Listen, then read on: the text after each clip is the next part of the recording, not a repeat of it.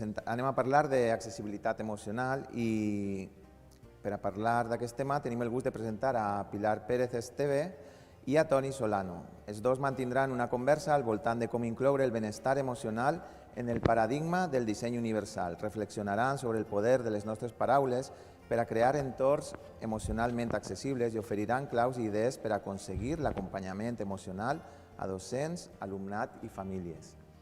De Pilar m'agradaria dir moltíssimes coses, però avui vaig a dir que és una apassionada de l'educació. És orientadora, ha treballat en totes les etapes, des d'infantil a la universitat, ha impartit formació a Espanya, a Europa, a Latinoamèrica. Els seus àmbits de treball són la competència emocional i el llenguatge, la inclusió educativa, l'orientació educativa, lectura i competència en comunicació lingüística en l'era digital. Té un currículum molt extens i destaquem la coordinació de projectes d'innovació a la Comunitat Valenciana i en el Ministeri d'Educació. Actualment, Pilar es dedica fonamentalment a ajudar als centres i al professorat a perseguir els seus somnis. I de Toni el mateix, no? En el mateix sentit un poc que he dit de Pilar. Encantats de tindre'ls així i contar que Toni és professor de llengua i literatura, és director de l'IES Bovalar de Castelló de la Plana, imparteix cursos de formació del professorat i ha sigut professor de didàctica de la llengua a la Universitat Jaume I. És imprescindible conèixer el seu blog Repasso de Llengua i la seva participació i creació de projectes col·laboratius en xarxa. Ha rebut el segell Bones Pràctiques 2.0 i el Premi Espiral EduBlogs. Participa com a tutor en els cursos en xarxa en l'Institut Nacional de Tecnologies Educatives i Formació del Professorat INTEF sobre aprenentatge basat en projectes i desenvolupament de la funció directiva. És per a nosaltres un gran plaer comptar amb Pilar Pérez Esteve i Toni Solano. Us donem la benvinguda. Benvinguda, benvingut. Gràcies. Bueno, pues aquí estamos, Toni. Ha llegado el momento. Ha llegado el momento. Bueno, queríamos nosotros, lo primero, daros las gracias, Mabel, a ti como directora del CEFIRE de Inclusiva y a todo el equipazo que siempre nos acompaña y que nos ayuda a asumir muchos retos con los que contáis con nosotros. Muchísimas gracias a quienes estáis aquí sábado por la mañana, aquí o en vuestras casas escuchándoos y a quienes nos escucharéis después. Y nosotros, bueno, pues vamos a hablar un poco del bienestar emocional. Cualquiera de nosotros, estoy segura, de que llevamos toda nuestra vida formándonos en los ámbitos de nuestra materia, de nuestra especialidad, de nuestra etapa educativa. Somos muy conscientes de la importancia de las didácticas específicas, como decía ayer Guadalupe, conscientes de que nuevas metodologías nos ayudan a llegar mejor a nuestro alumnado, pero todo eso siendo muy relevante, todos comprobamos que nos falta algo, que necesitamos llegar de otra manera, que necesitamos educar en los márgenes, como decía ayer Carlos Magro en su ponencia estupenda, y para eso es para lo que estamos aquí, para ver cómo incorporamos la accesibilidad emocional a nuestros centros, a nuestras aulas.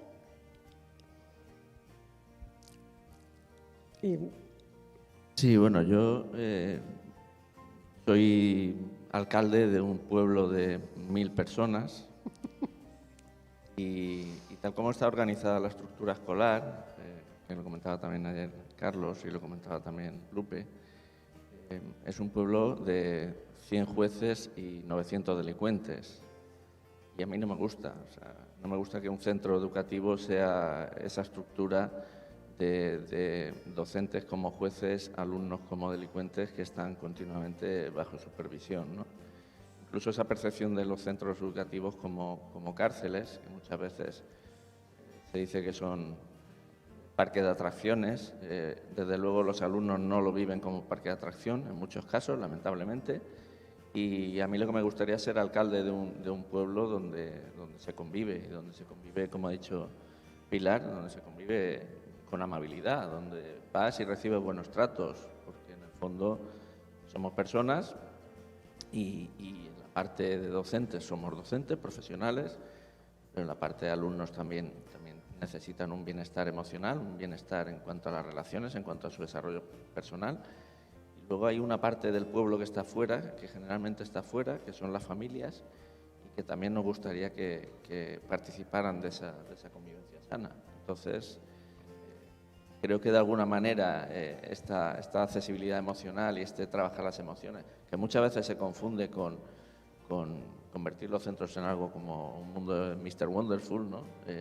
Y no tiene nada que ver con eso, tiene que ver con ir a trabajar o ir a aprender en unas condiciones saludables y, por tanto, creo que hay que cuidar, ¿no? La salud de un centro, al final, es la suma de las saludes de cada uno de los colectivos y de las personas que están dentro de él. Exacto, no tiene nada que ver la accesibilidad emocional con el Happy Flowers, nada que ver. Tiene que ver con otras cosas, creemos que mucho más complejas y más mirad, esta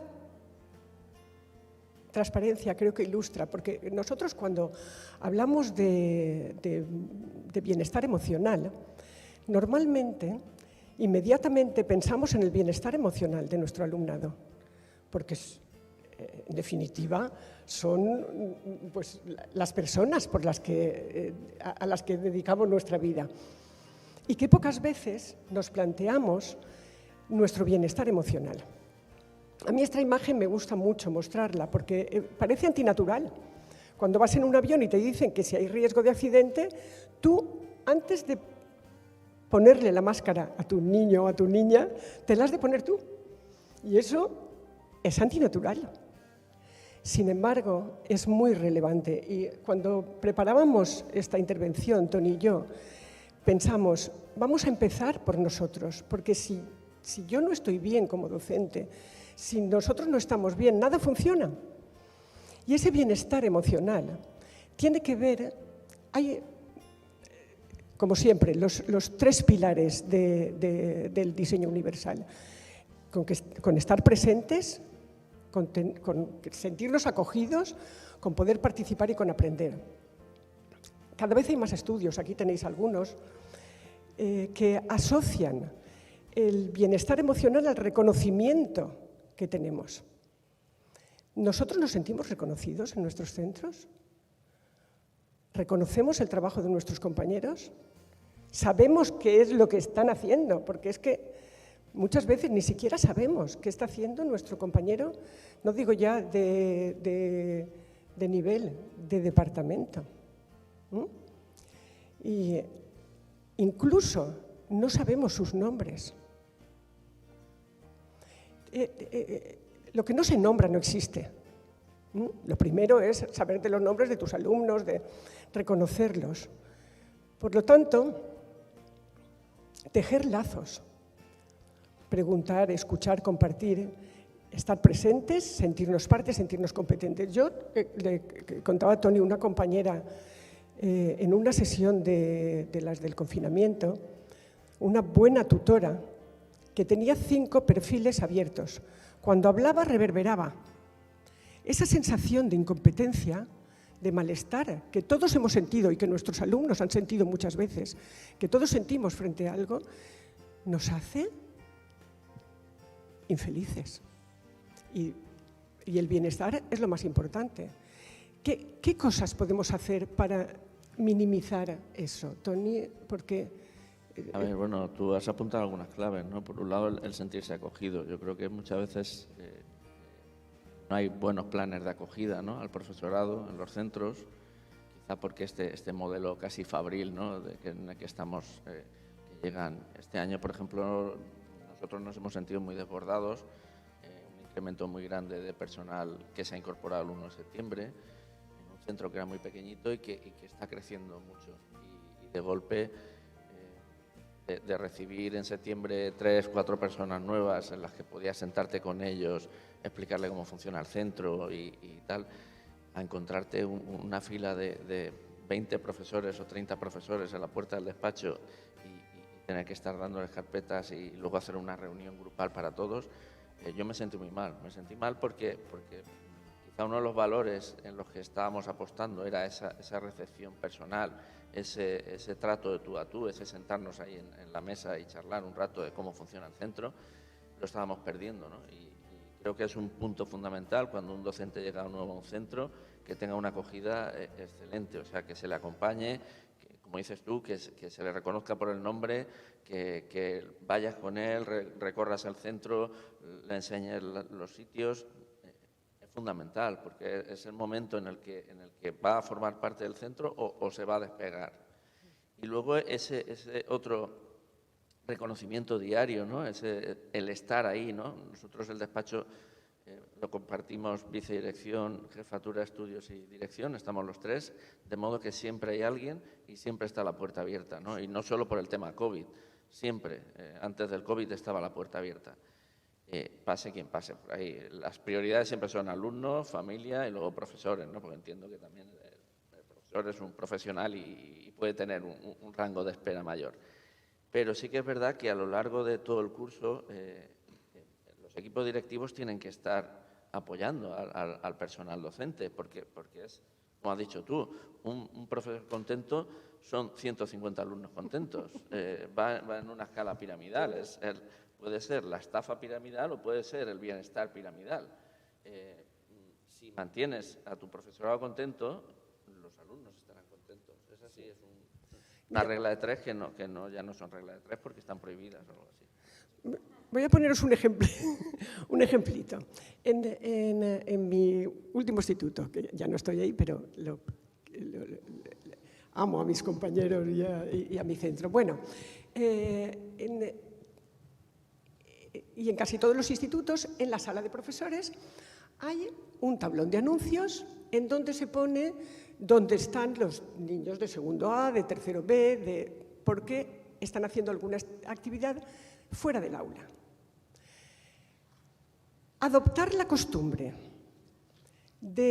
porque todo esto son protocolos, los protocolos tienen que estar, porque hemos de convertir en rutinas, igual que decimos las rutinas de pensamiento, hemos de convertir en rutinas de pensamiento también el bienestar y la accesibilidad emocional. Bien, tú entras y dices, segundo A, hoy están haciendo una actividad en el ayuntamiento o en el aula, y cuando te encuentras a tu compañero, te paras y le preguntas, ¿qué tal esa actividad? Es sencillo, ¿eh? Y escuchas, y no le cuentas tu actividad, sino que le escuchas de manera activa para entender, para conocer lo que están haciendo.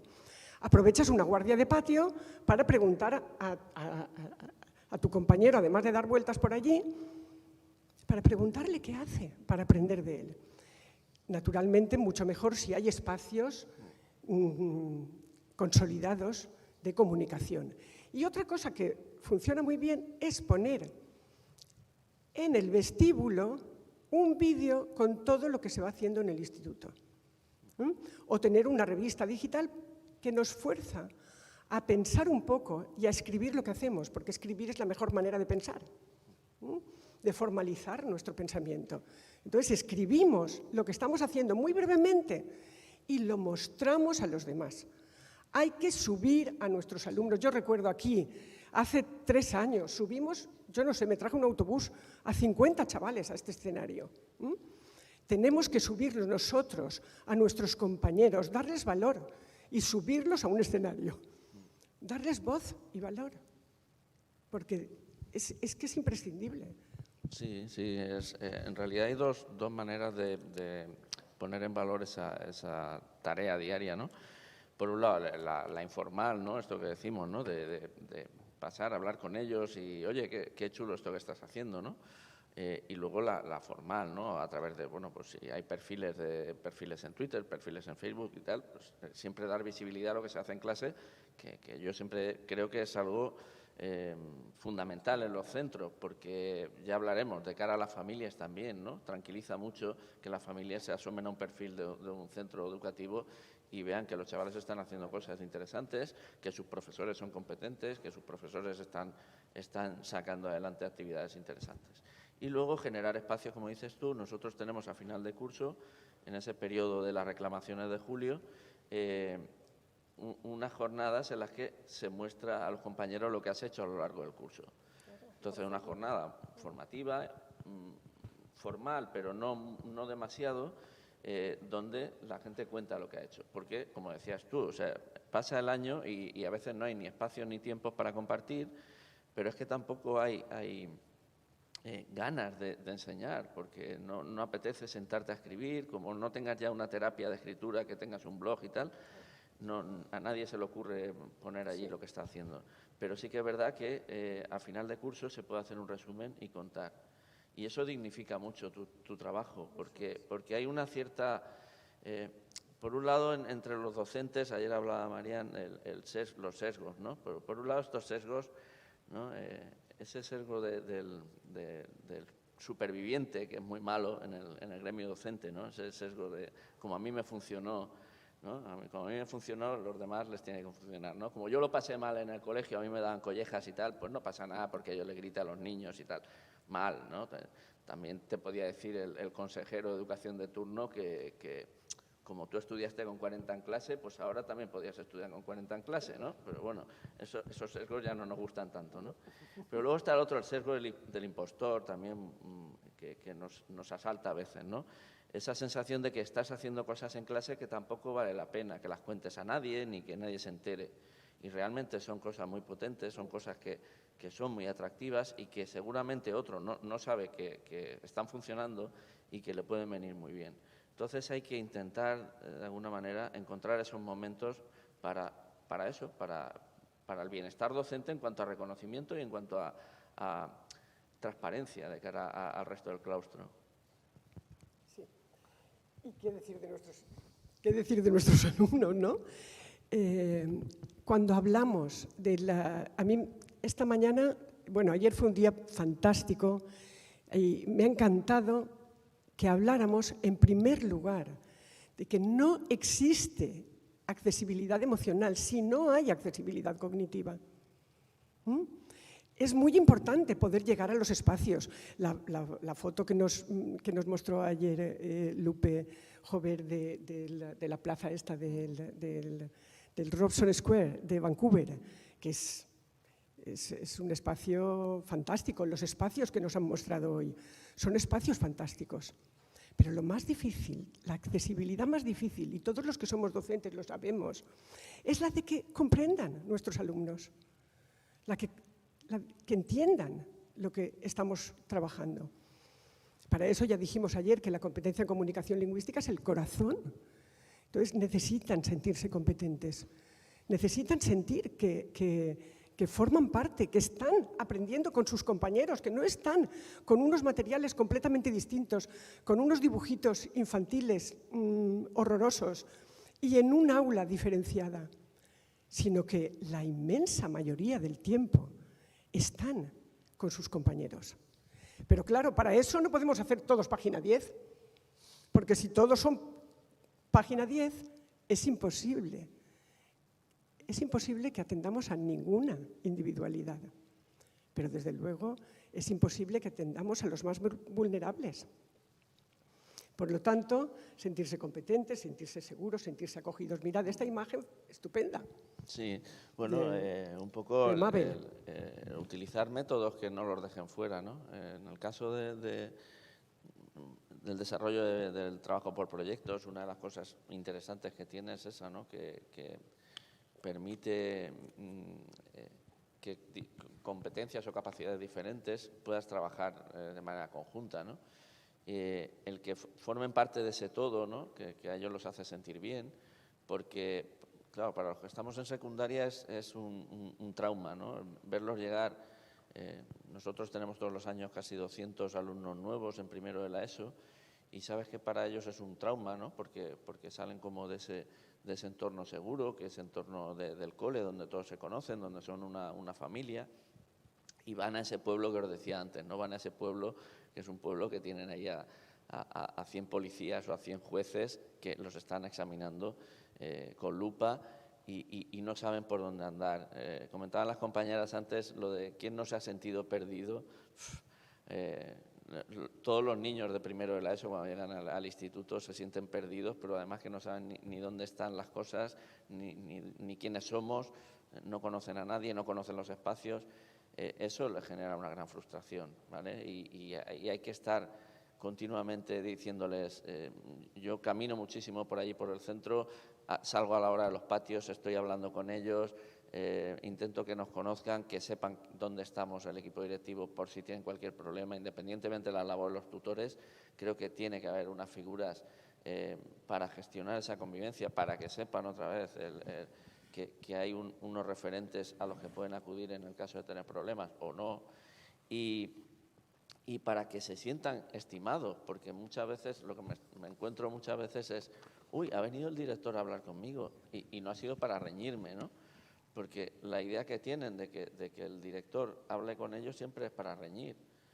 Y eso es algo muy triste, ¿no? Porque, bueno, es el papel, ¿no?, de poli malo, no es un papel agradable, que sí, cuando vamos a reñirles también vamos, a veces voy yo para que la pobre jefa de estudios no siempre salga de mala de la película, pero esa sensación de desamparo y esa sensación de congoja ante un mundo que no conocen, hay que paliarla de alguna manera, y solo se puede paliar con ese bienestar emocional, no hay más. Es que no podemos estar diciendo siempre con la zanahoria y el palo de aprobarás, aprobarás, aprobarás. Es que en esos momentos ellos en lo que menos están pensando si van a aprobar o no. Lo que quieren es estar bien, están seguros, estar a gusto. Y luego ya aprobarán o no. Y sentir el placer de aprender. Que yo creo que eso es, no sé, la mejor herencia que les podemos dejar a nuestros alumnos. Que disfruten aprendiendo. Que sientan alguna vez en su vida, y si puede ser todos los días mejor, pero alguna vez en su vida que aprender es muy emocionante, te llena de satisfacción. A mí hay algo de este nuevo currículo que verdaderamente valoro, que es que ha incorporado como elemento nuclear del currículo las situaciones de aprendizaje. Las situaciones de aprendizaje. Es decir, aprendemos en un contexto, con el para qué que decía ayer Lupe Jover, que ha coordinado el currículo de lengua, y la verdad es que desde mi punto de vista, es un currículo competencial. Es un currículo competencial. Bueno, situaciones de aprendizaje con sentido para los alumnos, en donde metamos los márgenes. Lo que saben los alumnos fuera del centro, es que lo sabemos. ¿Sabemos qué es lo que saben? Es que saben mucho, ¿eh? Y nosotros somos aprendices permanentes. Por lo tanto, yo creo que eso pasa por esto. Porque menos es más. Aprender es aprender a profundizar. Hoy, ayer, mañana. Aprender a profundizar. Y no podemos galopar por los contenidos como, no sé, como si no hubiera un mañana. Como si no hubiera un mañana. Sí, sí. Hemos de repensar el currículo. ¿Qué es lo verdaderamente relevante? ¿Es la regla de Ruffini lo verdaderamente relevante? No lo sé. No lo sé. ¿Es el aparato digestivo de los rumiantes? Pues no lo sé. ¿Es el narrador omnisciente? No lo sé.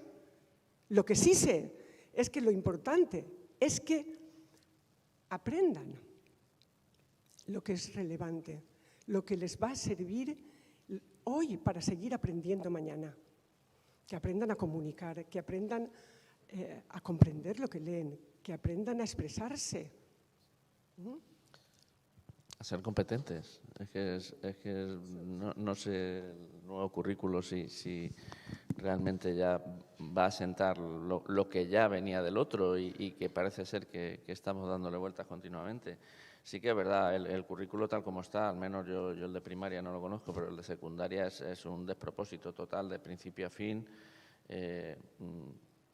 Estábamos hablando, pues han venido aquí personas que tienen algún problema cognitivo, pero basta con mirar un chaval, una niña normotípica y que vaya súper bien, basta con que falte una semana a clase por un problema médico para llevar ya un descuelgue impresionante, que tiene que paliar a fuerza de quedarse en su casa haciendo los deberes que no ha hecho esa semana, haciendo los trabajos, repasando los 2 temas de no sé qué, los 2 temas de no sé cuántos, los 2 temas. O sea, ese ir con la lengua afuera, eso no puede ser, al menos Yo entiendo que no puede ser en la escolarización obligatoria, porque yo creo que sí que hay que hacer una salvedad entre lo que es la escolarización obligatoria y lo que es las etapas posobligatorias, donde bueno, uno se apunta porque quiere y si no llega, pues mira, ya que te ayuden en la medida de lo posible, pero lo has elegido tú, ¿no? Pero la escolarización obligatoria es algo que la sociedad, el Estado, o los gobiernos y toda la sociedad en conjunto ha decidido que es bueno para todos. Y si es bueno para todos, es bueno para todos, no solo para los que vayan a la velocidad que toca. Porque si resulta que tú no puedes ir a esa velocidad, te quedas fuera, te quedas a los márgenes, te quedas al margen totalmente. Entonces, que es bueno para todos mientras sigas ese ritmo. Y si no lo sigues, adaptaciones no es la solución. Las adaptaciones no son una solución. Las adaptaciones es que vaya otro con una carretilla empujándote.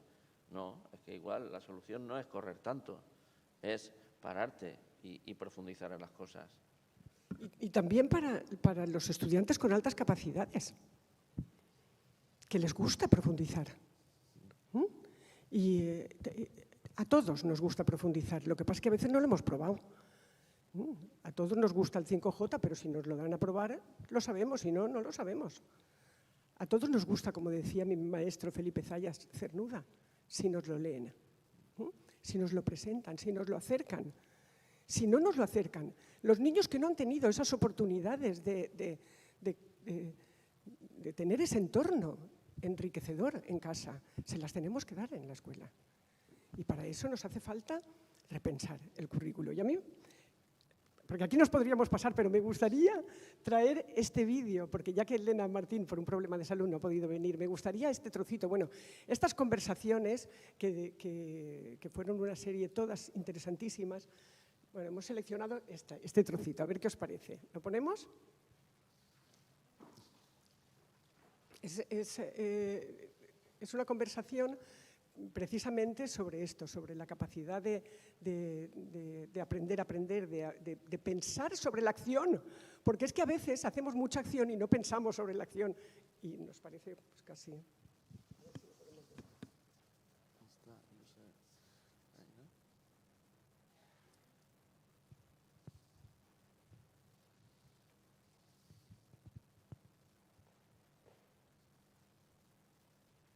Para mí, aprender a aprender tiene una dimensión. Esto es un dualismo, pero tenemos que hablar de alguna manera. Tiene una dimensión cognitiva y una dimensión más emocional. Es decir, nadie que no se siente competente, nadie se va a dedicar a aquello en lo que cree que no es competente. Eso no lo vamos a hacer. Pero si yo te preguntara, ¿hay algo que crees que a ti no se te da bien? Es casi seguro que no es a lo que te dedicas diariamente.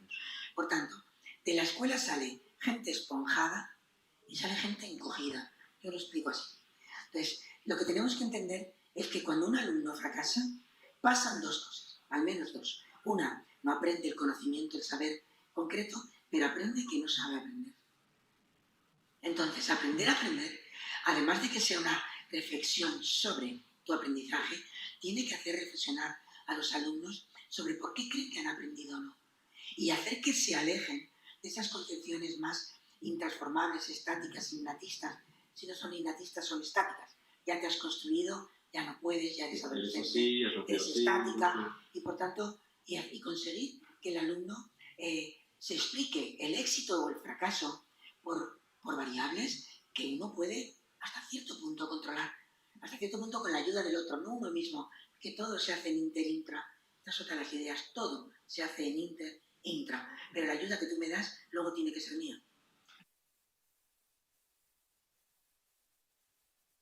Yo creo que no se puede decir mejor. Micro. ¿Esponjados o encogidos? ¿Cómo queremos que salgan nuestros alumnos? Yo creo que es una pregunta que... Y eso liga mucho con todas las investigaciones de Jonati, las expectativas que tenemos sobre nosotros mismos y las expectativas que tenemos sobre nuestros alumnos, ¿no? Sí, es curioso. Bueno, yo comentaba hoy, hemos estado esta semana de evaluaciones y chavales, lo de la indefensión aprendida esta, ¿no? Que están tan acostumbrados a suspender y cuando hacemos entre todos las cosas bien y empiezan a probar, cómo se sorprenden, ¿no? Decir, ay, pues yo puedo aprobar si yo he suspendido siempre, ¿no? Y dice, sí, es que tú puedes aprobar. Y se lo puedo decir a los compañeros, y había un chaval de primero de la ESO que estaba repitiendo, y sí, porque repiten, a pesar que digan que no repiten nadie, sí que repiten muchos niños en el sistema escolar, demasiados, y salió allí a los compañeros a decirles, no perdáis el tiempo, estudiad, trabajad como yo, que veréis cómo... Entonces, esa sensación de éxito. empoderar, ¿no? Que es una palabra que a mí no me gusta mucho, pero que al final sí que es verdad que vienen con una autoestima bajísima y evidentemente no somos, igual que no somos todos jueces ni policías en los institutos, tampoco somos ni tenemos por qué ser psicólogos, porque somos profesores y no podemos aspirar a más, pero nosotros sabemos cuando nos sentimos bien como docentes. Y creo que también deberíamos saber cuándo hacemos sentir bien a los alumnos, ¿no? Es fácil, ¿no? Igual que identificamos los malos tratos a los profesores cuando los recibimos o cuando nos los infligimos unos a otros, deberíamos ser conscientes cuando les infligimos malos tratos al alumnado, a veces por ese subestimarlos o no apoyarlos adecuadamente, ¿no? Claro, nuestras expectativas influyen absolutamente, ¿no? Y las que tienen ellos sobre sí mismos. Y las expectativas solo se cambian con experiencias positivas. Y las experiencias positivas se cambian, como dice Martin Seligman, a partir de enfocar en sus fortalezas y hacerles que se sientan fuertes, que tengan experiencias de éxito. Y todos podemos tener experiencias de éxito. Todos los que estamos aquí tenemos en nuestra mente ahora montones de alumnos con nombres propios que les ha cambiado la vida nuestras expectativas. Porque está en nuestra mirada. Nosotros hemos de confiar en ellos y se lo transmitimos y ellos han de confiar en sí mismos. Eso solo se puede conseguir cuando de verdad aprenden y aprenden con otros y sienten que son capaces. Y la familia, bueno, yo creo que las familias siempre son esos convidados de piedra, ¿no? En los coles quizá no tanto, pero en los institutos sí que es algo que es muy significativo, ¿no? Que desaparecen, incluso las AMPAs. Cuando nosotros entramos en la dirección, ya en el AMPA creo que quedaban, no sé, 20 o 30 personas, ahora son más de 300. Eso no es porque sí, eso es porque se les ha dado voz, se les ha dado un espacio, se les ha acogido. En mi centro, madres y padres tienen las puertas abiertas, como os he dicho, el despacho a todas horas. Hay un horario de atención que nadie respeta, pero bueno, ahí está. Pero todas las llamadas que llegan a dirección se cogen, nunca se derivan o se paralizan. Y si no estoy yo, está la jefa de estudios, está la vicedirectora, todas se recogen. Eso contribuye a lo que estábamos hablando, tanto para docentes como para alumnos, el que las familias se sientan reconocidas, que sepan que cuando llaman al centro se les va a atender, que incluso en periodo COVID el centro está abierto y siguen viniendo allí, por mucho que parezca que no se puede ir a los centros sanitarios, pues el instituto sigue teniendo familias allí. Y luego, algo que también es muy importante, ¿no? Y lo hablaba respecto a los alumnos, ¿no? Cuando pasan del cole al instituto, pero también son las familias, ¿no? Las familias tienen un miedo muy grande cuando los chavales van al instituto, porque van como a ese territorio desconocido donde van a ser todavía más impersonalizados, porque en la escuela sí que aún hay un cierto trato cercano. Y en el instituto ya parece que todo se diluye y que encima 10 profesores, 11 profesores, va a ser un caos. Bueno, pues ese acompañamiento también en los primeros meses del instituto, de llamar a la familia, de recibirlas y decirles, tranquilos que van a estar bien, es fundamental. Y eso también es acompañamiento emocional, no es lanzar soflamas de Mr. Wonderful otra vez, es acompañar, decirles, estad tranquilos que están en buenas manos. Bueno, nos han pasado ya el papelito de 1 minuto. Solo referirnos a la importancia de nuestras palabras, a que reflexionemos sobre el lenguaje que utilizamos. ¿Qué te dices? Porque lo que te dices es lo que creas. ¿Qué se dicen los alumnos a sí mismos? Porque si piensan que son incompetentes, ¿qué se dicen? ¿Qué palabras utilizamos? cómo utilizamos nuestro lenguaje verbal y también nuestro lenguaje gestual, cómo utilizamos los silencios, cómo estamos presentes en las conversaciones. Todo esto es un campo infinito. Cómo entramos en clase, cómo salimos, cómo utilizamos la conjunción pero. No vamos a entrar. A mí solo me gustaría hablar de una palabra. Una. Que es la palabra todavía. Enseñemos a nuestros estudiantes, esta es Carol Dweck, como todos sabéis, es interesantísimo la mentalidad de crecimiento, como cuando uno tiene mentalidad fija y atribuye sus éxitos, sus fracasos, como decía antes Elena en la conversación con Carlos, a factores siempre externos, o cuando es capaz de reflexionar. La palabra todavía. Yo con mis compañeros y con mis alumnos nos reíamos porque cada vez que uno me decía no sé hacer un vídeo, nos mirábamos y decíamos todavía. No sé hacer todavía. Acostumbrémonos. Una profe de Cantabria me decía, lo he puesto, Pilar, arriba de la pizarra. Y cada vez que un niño dice, es que yo no sé, tiene que decir todavía. Porque eso modifica nuestro cerebro. Las palabras que decimos modifican nuestro cerebro. Hay muchísima investigación, muchísima. Yo tengo cosas de mi blog y lo hemos trabajado mucho, con Mabel lo he trabajado mucho también, y con Javier Agustín, y está en el libro este fantástico que nos presentaron ayer muy rápidamente, que yo he tenido la suerte de leer, y el de Dua. Las palabras que nos decimos, reflexionemos sobre ellas.